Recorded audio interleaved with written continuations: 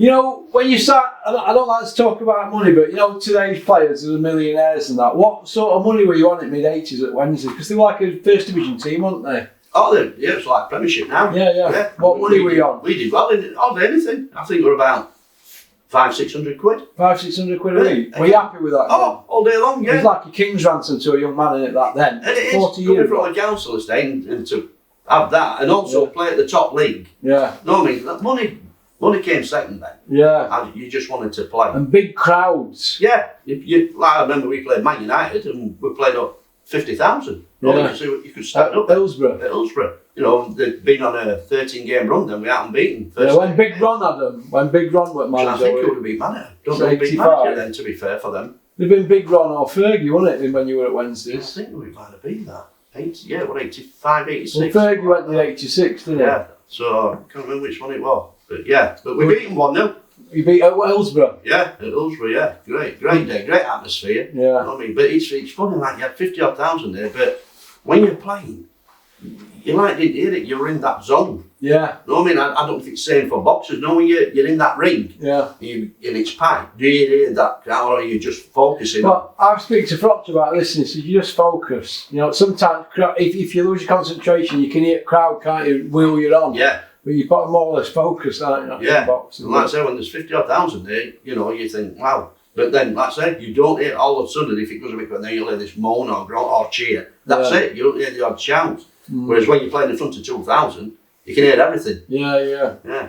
That's crazy, isn't it? Yeah. What big strikers around then at that time in 80s? Cyril Regis for Big Cyril? Then, yeah. For he's passed away, hasn't he? Bless him, yeah. Yeah. What a good player he was. He was a good player, yeah. Oh, big powerhouse, wasn't he? Big powerhouse. Big sprinter. Yeah. Righty, what playing Ian then? Wright. Ian Wright, yeah. He'd have been there then. Rushy. Rushy had been playing, yeah. That's it. You played against Ian Rush? Yeah. Were you quick? Yeah, Like, yeah. Really razor sharp, wasn't he? You know what I've noticed about him, because obviously I've had to do a little bit of research because I'm not as up on football as boxing. I've noticed that he was like the first line of defence, and he always looks to me like he's chasing it and getting nowhere, but he'd get 1 or 2 a season where he'd cause a bit of damage, not hunting the ball down across the back four. They don't do that now, do they? Well, some do, some don't. Yeah. Like Man City want to press high up as well. Liverpool they're exactly the same. They want to go and press them. You know what I mean? They've got players that can do that. Whereas in them days they didn't. You know, but what Rushy did, he'd turn his back, but he'd be looking as he's turning just at the corner, and then as soon as the keeper wanted to play, then he were off. Yeah. You know what I mean? And it set the trap. He was like a greyhound, wasn't he? Yeah, he was like. So as much as the goals he scored, which, like I say, got some great goals to be fair, but he did the other side of it as well. Yeah, the donkey work. Yeah.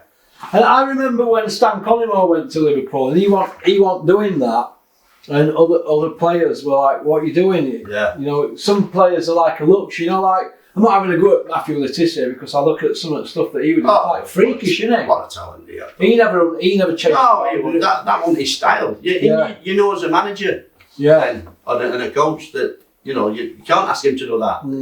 You want him to do what he's been doing, get how many goals he scored and what great goals. Yeah.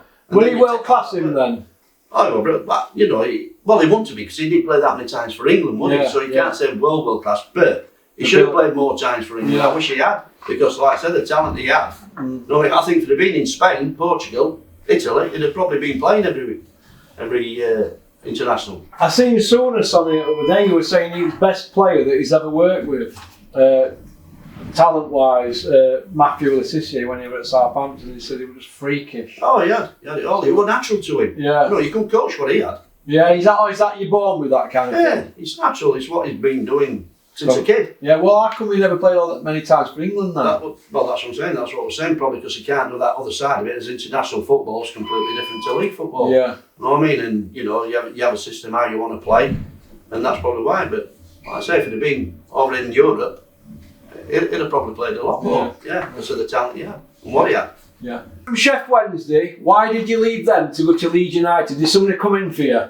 Yeah, the gaffer again. Billy Bremner. At Leeds United. Did he ring Sergeant Wilco? Yeah, you ring each other's managers then and try and do a deal and called you into office, Wilco. Yeah, that's right. He just said, listen, we've had an offer from from your old gaffer, Billy, and you know, do you want to go? And he gave you an opportunity to ask you. What did you say? no, because that's what they do. That's what they did then. They were good then. No, they didn't just tell you were going. No, they just said you were going. I said, yeah, I do. Was that going down a league? Yeah. Though? Did that bother you? No, because it was Leeds United. Yeah, your favourite team. So I know what I'm going to, how he works, the gaffer, which I enjoyed and I loved, and also it's my team. Was it a pay cut? Yeah. And you weren't bothered about that? Could you imagine that today now? Well, to be fair, they don't much about a pay cut now, so they're all right. But no, it didn't bother me one bit. That's how I'm going to a great club and a great manager. And were you already in there then, or did you go there? No, he just left. He'd just gone to Everton then. Everton. So he was there before me. When I went to Wednesdays, he went to Leeds. Yeah. So he had these 2 So you both left Rovers at the same time then? Yes, both left the same year. 85 season, and then he had 2 years at Leeds. You were captain at Leeds, weren't you? Wasn't you? So you went from, you obviously went to Leeds United, you took the pay cut, you weren't bothered. Who were in dressing rooms there in that Leeds team in 80s? Because Ian Bird were there from Donny, wasn't he? Yeah. To be fair, they would have been there then. Neil Aspin. No, Bats and Gally Speed were then kids. Yeah. So Neil Aspin would have been there, Mickey Adams. Jack Ashers, Jack Ashers, centre half, and Dave Rennie. Yeah. Mark Hazelwood were there.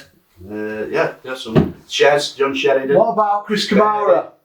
Great when Cammy came. Well, Chris Kamara there when you were there? He came later. You get on with Chris, don't you? Yeah. He's a good pal. He likes a night out, doesn't he? He's a great lad. I've heard he's a legend on a night out. Brilliant. Loves singing. Oh my God.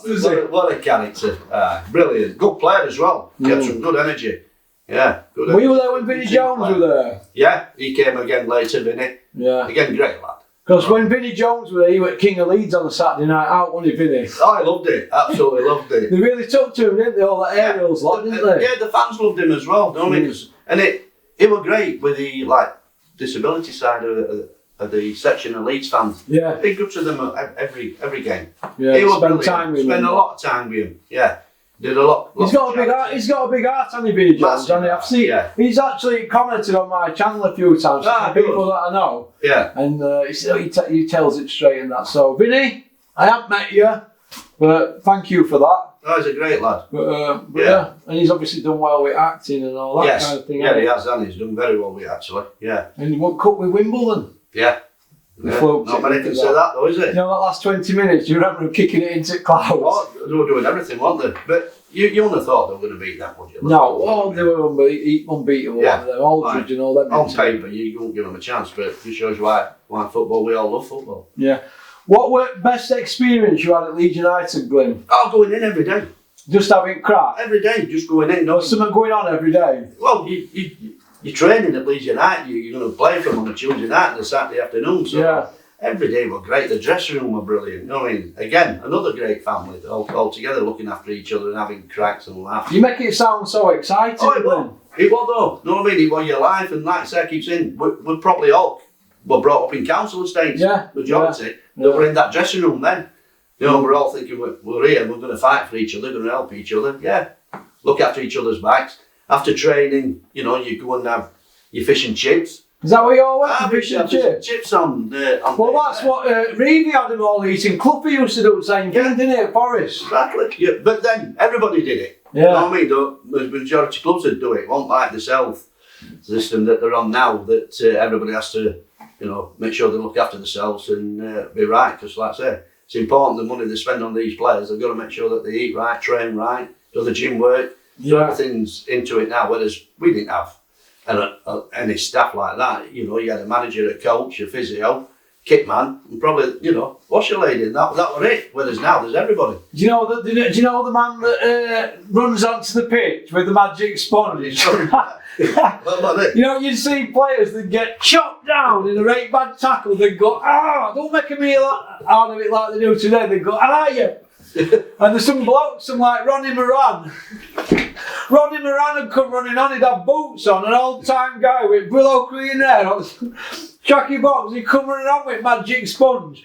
You get this wet sponge on the knee, and then all of a sudden, you're fine. Go back again. It's all a bit different now, though, isn't it? It's all changed, hasn't it? Yeah, all changed. I mean, it's all spreadsheets now, isn't it? And you've seen that because you've been a coach, haven't you? But we'll get to that later. But your time at Leeds, it seems like just great times in your life and that. Oh, well, yeah. No, it's going out with old players and... Yeah, and like I said, playing in front of the fans, which... Ellen Rose will make a lot of noise, don't they? Yeah, and they're paying you money. You know, I mean, you go out and you play for them. Yeah. You play for them.